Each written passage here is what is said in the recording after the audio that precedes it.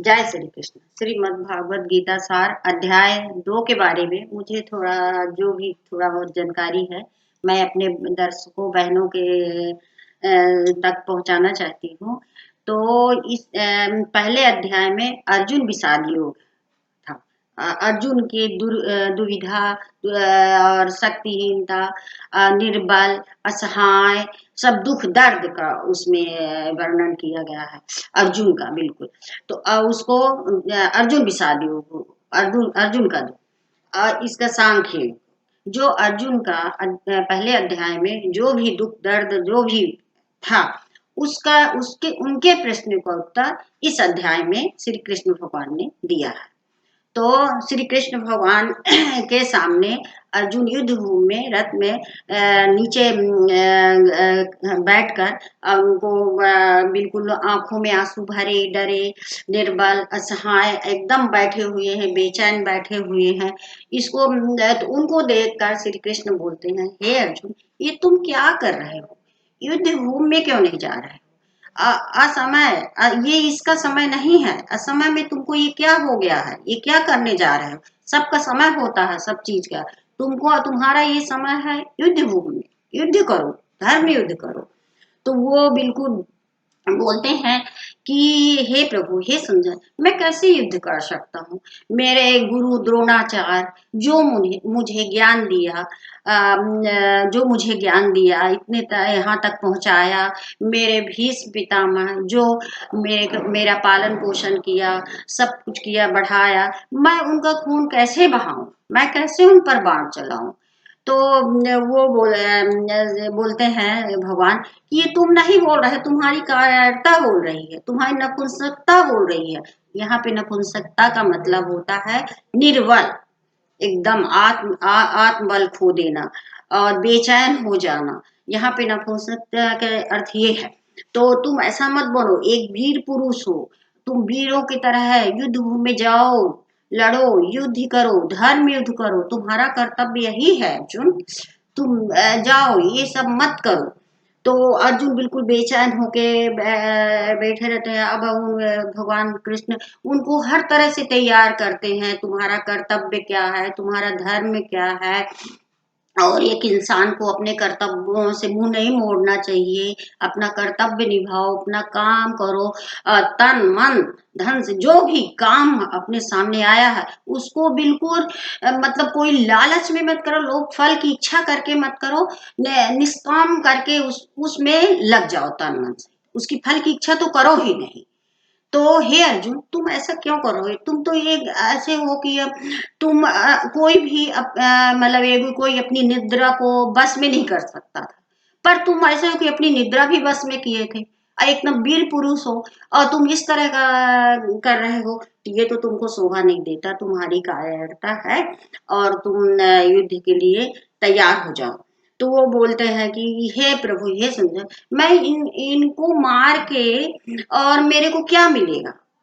इनको इनको ना मार के और मैं भिक्षा मांग के अपना पालन पोषण कर लूं, पेट चला लूं, वो मुझे अति उत्तम है। पर इनको मारने के बाद मेरा त्रिलोक की मैं विजयी हो जाऊं तो भी मुझे कुछ नहीं है, मैं दुखी ही रहूंगा क्योंकि अपनों को खो दिया है।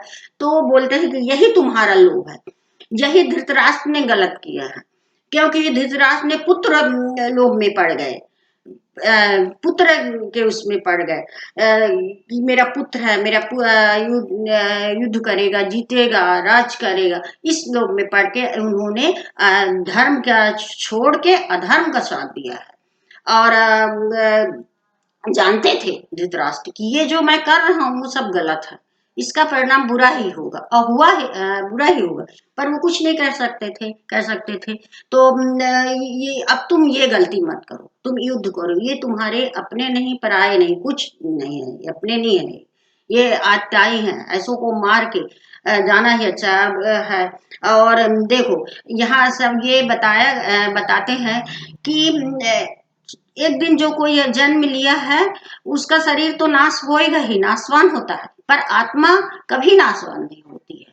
तो एक आदमी मनुष्य ऐसा है कि आज आज मनुष्य ऐसा है कि आज जन्म लिया है तो एक दिन वो जाएगा, उसका शरीर नाश हो जाएगा, उसको जल जाना है, अग्नि में भस्म हो जाना है। पर आत्मा जो है एक पुराने कपड़े की तरह है, कि पूरा जब आदमी कपड़ा पहनता है फिर वो पुराना हो जाता है, उसको फेंक देता है। पर अपना शरीर मतलब आत्मा थोड़ी जाती है उसकी, फिर दूसरा कपड़ा, उसी तरह से आत्मा भी होती है। आत्मा मतलब अमर रहती है, कभी नाशवान नहीं है आत्मा, शरीर ही नाश होता है। तो शरीर को इसी तरह समझो, वो आज नहीं खत्म होंगे तो कल तो जाएंगे ना। तो तुम युद्ध करो, युद्ध से भला है सबका, और धर्म युद्ध करो। अब इतने में धृतराष्ट्र बोलते हैं उनको संजय से कि हे संजय, युद्ध भूमि में क्या हो रहा है, कैसा है वहां का, बताओ मुझे। तो फिर संजय बोलते हैं कि हे राजन, वहां तो अर्जुन तो बिल्कुल अपने आप को असहाय महसूस करके कृष्ण के सामने अपने धनुष बाण रख के अपना बोल दिया कि ये मुझसे नहीं होगा, युद्ध नहीं होगा, मैं युद्ध नहीं कर सकता हूँ। तो धृतराष्ट्र बोलते हैं संजय, हे संजय, अर्जुन से तो ये आशा नहीं की जा सकती थी कि इस तरह का अर्जुन आत्मबल खो देंगे और युद्ध नहीं करेंगे, और ऐसा तो कभी सोचा भी नहीं था।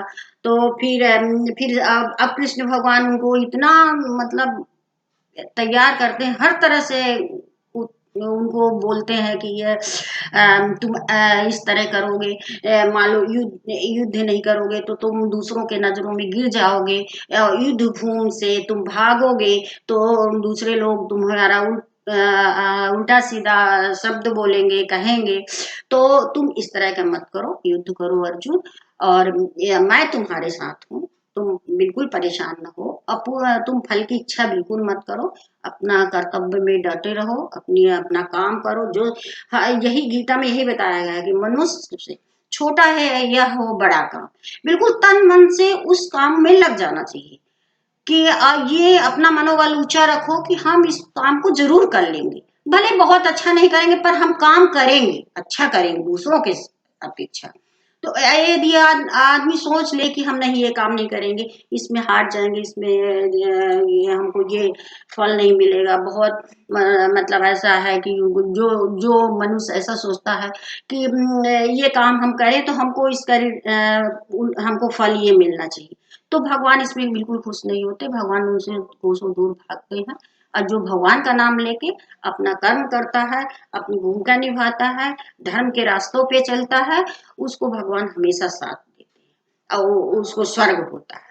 भगवान कृष्ण भगवान ने यही उपदेश दिया है अध्याय गीता के अध्याय 2 में कि तुम अच्छा काम करो, अच्छे रास्ता चुनो, दूसरों को भी यही उपदेश दो, और दूसरे का अपना भला ना सोच के दूसरे का भला सोचो, तो अपना भला आगे सामने ही रखा है। तो आदमी यही करना चाहिए जो गीता में उपदेश है, गीता पढ़ना चाहिए। मुझे तो ज्यादा जानकारी नहीं है, पर थोड़ा बहुत जो मैं थोड़ा सा अध्ययन करती हूँ तो मुझे गीता से बहुत लगाव है, बहुत अच्छा लगता है भगवानों के उपदेशों को सुन के। हर इंसान को वही करना चाहिए। आज अर्जुन की जो समस्या है, हर इंसान की है समस्या, वही समस्या है, माने है दूसरी, जैसे कुछ काम के संबंधी, घर के संबंधी, किसी से कुछ भी है, पर उससे बिल्कुल विरोध मत करिए, और उसके साथ में आप धर्म के अनुसार आप उसके साथ में काम करिए, और फल की इच्छा मत करिए, और जो आपके सामने काम है उसको तन मन धन से सब लग जाइए, आपका काम जरूर पूरा होगा। अब भगवान श्री कृष्ण भगवान हमारे साथ में है, ये सब है यही अध्याय में अर्जुन को पूरा तैयार किए हैं। अब तीसरे अध्याय में देखते हैं क्या होता है, अर्जुन युद्ध भूमि में उतरते हैं कि नहीं उतरते हैं, और वो जो भी है वो फिर वर्णन होगा। बस इतना कह के मैं विराम लेना चाहती। जय श्री कृष्ण, जय श्री कृष्ण।